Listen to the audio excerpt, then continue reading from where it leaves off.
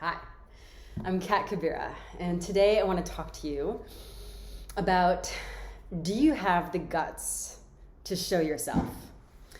So I was reflecting upon the concept of being seen, which has been something that's been kind of floating around for a while, and the importance, for teachers and therapists to be able to see your students, and the gift that we'll get, as students or as clients or as friends in being seen. Like, we all want to be seen for who we are.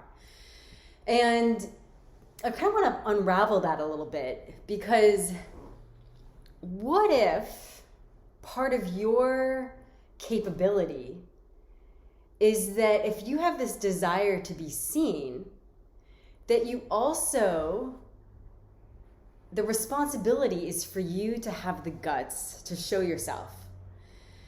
So let's unravel that a little bit.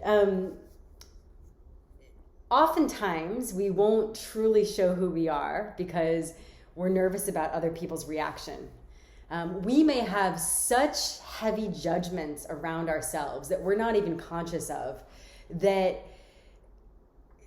our feeling, our perception is that, well, if I show this, we've already jumped to these conclusions in our head, then so-and-so will think this, these other people will react this way. Like, we don't have a clear perception about it. Like, we have such a buildup of ideas, and we could even say like protection and defenses, heavy reasoning as to why it would not be a good idea to show ourselves.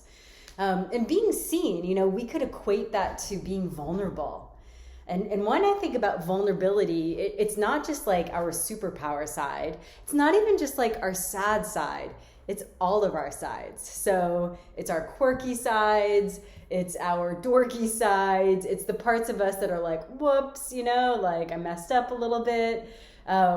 It's our tender sides. It's the part of us that has needs and we're so nervous or shy to actually admit it. Like, it's all of our sides. It is the multicolored, infinite textured rainbow. And there's such a permission when we really start to own this part of ourself. At least in my experience, what I've seen is that we create an activation in other people. Like, yep, I'm giving permission for this part of me to be seen. And just through like a subtle energetic field activation, that gives other people permission as well. I mean, that's actually how I run my teaching, whether it's in yoga or in energy work or in private sessions, is like this permission to be.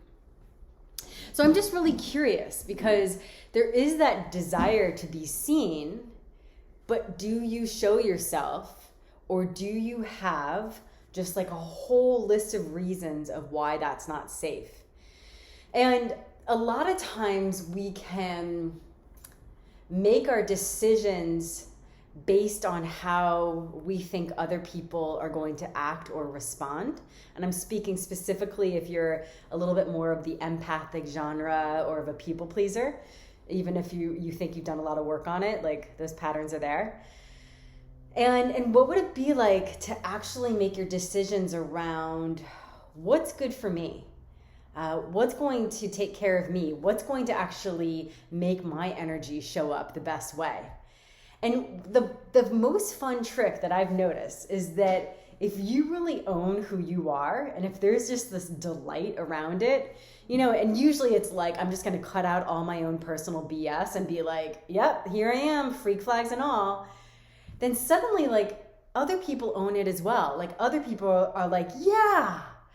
But if you have like this judgment and insecurity around who you are, like, people are going to pick up on that in your field as well. So it's actually easier than you let it be. And there could be just a backlog of this lifetime and other lifetimes of all the ways you've been rejected and punished for being yourself. But right now is the time to actually wire in a new possibility. So not to like keep churning the old story. And this is really important for anything in your life, that that we get freedom in realizing that we can write something new in. And I'm just immediately thinking about when I used to be bulimic. And the hardest thing was like, there was this thing where once I started eating, there was just this pattern of like, yep, you eat, and then you eat and eat and eat. And then at some point you've had too much and then you get rid of it. And so I actually had to work on how do I change that pattern so that if I eat, I've got 5 other things I get to do. I eat and then I call a friend. I eat and I digest it and, take a walk. I eat and play the piano. And we actually have that in our whole life. We can have this with relationships. Like, anytime I get in a relationship, like once this happens, that means like the relationship falls apart, or that person freaks out on me, or I freak out, or it's ruined. And it's like, we want to actually start to realize that there are infinite possibilities with every step that we have. That's called freedom. So I invite you to consider this in regards to when you show up, in different situations where you might want to throw that mask on. You might want to hide certain things. You might want to present yourself differently. And what would happen if you could write in the possibility for yourself that you could be loved exactly as you are, and that actually life is much easier when you let yourself be yourself? So these are my love notes to you. My super challenge is, instead of focusing on, do other people see me? Am I seen right now? Because that's kind of like pushing the responsibility on everyone else and even an undercurrent blame. More play with, will I let people see me? Will I just show up as me? And it actually is a decision you get to make, and then you get to act it out. And I want you to watch the energetic dynamic shift. If you walk in owning yourself, there's a whole different playground going on, and it's super fun. So, love notes to you. Have a beautiful day. Bye.